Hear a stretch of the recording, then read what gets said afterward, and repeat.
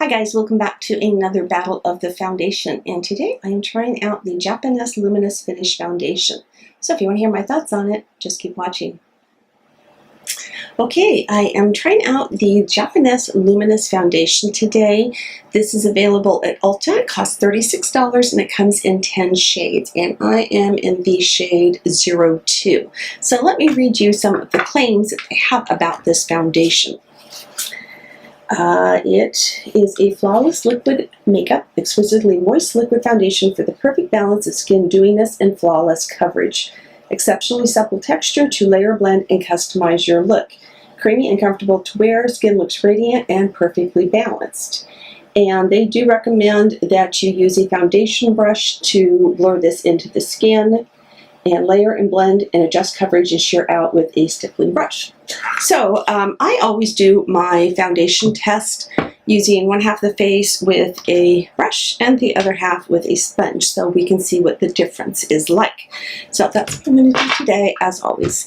Now I have gone ahead and primed, and I have done my under eye color correcting as well. So we are good to go. So I'm going to start off on one side. This does have a pump, by the way. And this is kind of what the texture is. You can see it's a little bit on the runny side, but not super runny. So I'm just going to dab this on all over and go in with my sponge. And why didn't I put my hair back?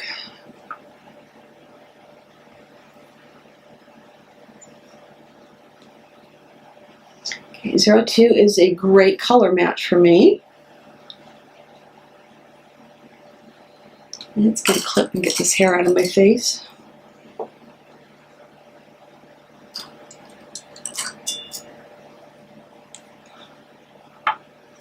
going to go in with a little bit more for the forehead.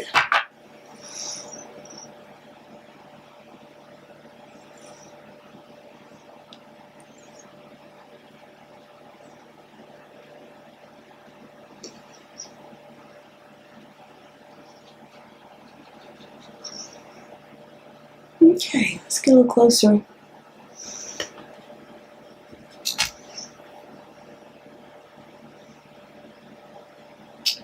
It's got a nice finish to it.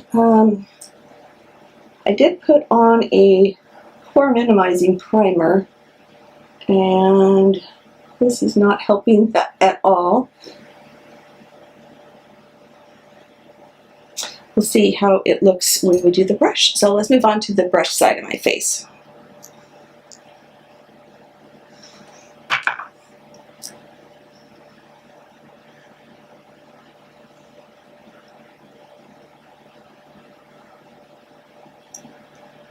Just going to kind of tap it in first and then blend.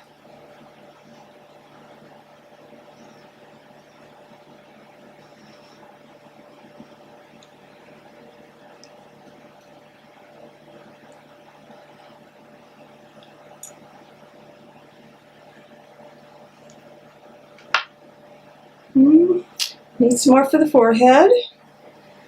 Gonna get that covered. Guys, my hair is starting to grow out from having that temporary alopecia from my medicine, and I have so many of these little hairs, and it's driving me up the wall.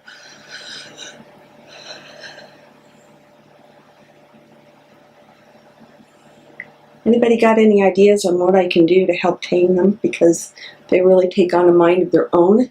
And if they're gray, of course, they're spirally and just want to go bing. Kind of a shout out to the world, like here I am, I'm a gray hair. Okay. I can see a difference, and I don't know if the camera's going to pick that up, but this side of the face definitely does have a more luminous finish. Well, this side looks completely matte to me. So, can you see that? I think so. As far as how it looks, I do prefer the brush side better. It really helped get it into my pores. starting to dry down, not too terribly tacky. So I'm going to go in with a second coat and we'll see how this layers. And I'm going to do the brush side first. Because right now I would call this about medium coverage.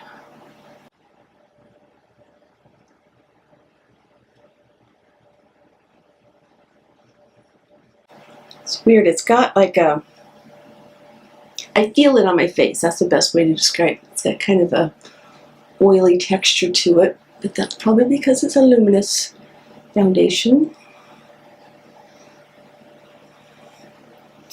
Alright, so this is now building it up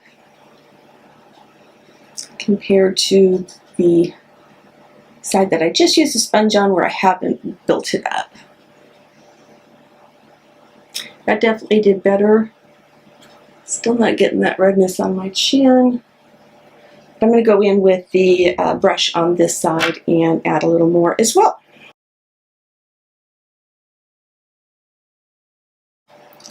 Okay, now I'm evened out. I do have a luminous look on both sides of my face.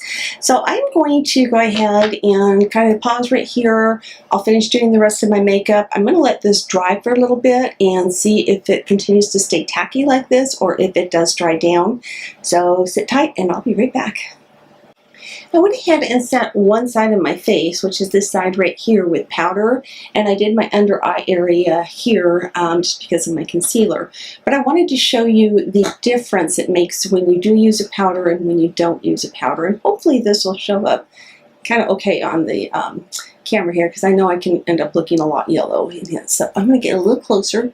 So this is the side with powder. And it is completely non-tacky. I know that all of my blushes and things like that are going to go on perfectly smooth.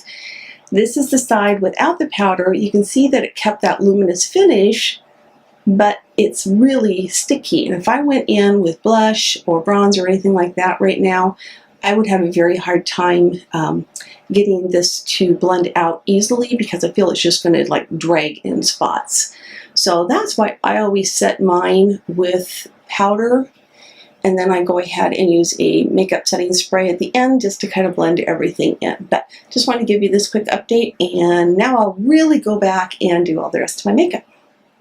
Alright, I'm back, and this is what everything looks like completed. So now that I have powdered everything on my face, there's no stickiness or tackiness to it.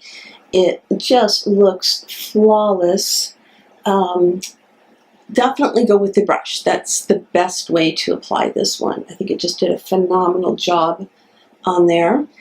And I'm liking it so far. It hasn't settled into any of my fine lines or anything. I had it on for, oh gosh, I would say probably a half hour at this point, because I went ahead and did my eye makeup and got a couple interruptions.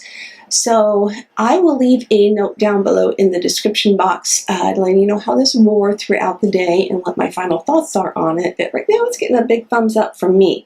So again, this was suggested by one of my viewers, so thank you for asking me to go grab this and give it a try. So I'm really liking it. As for the rest of my face, I'll go over really quickly what I have on. I use the Tartelette Toasted palette. Just got that, so that's what's on my eyes.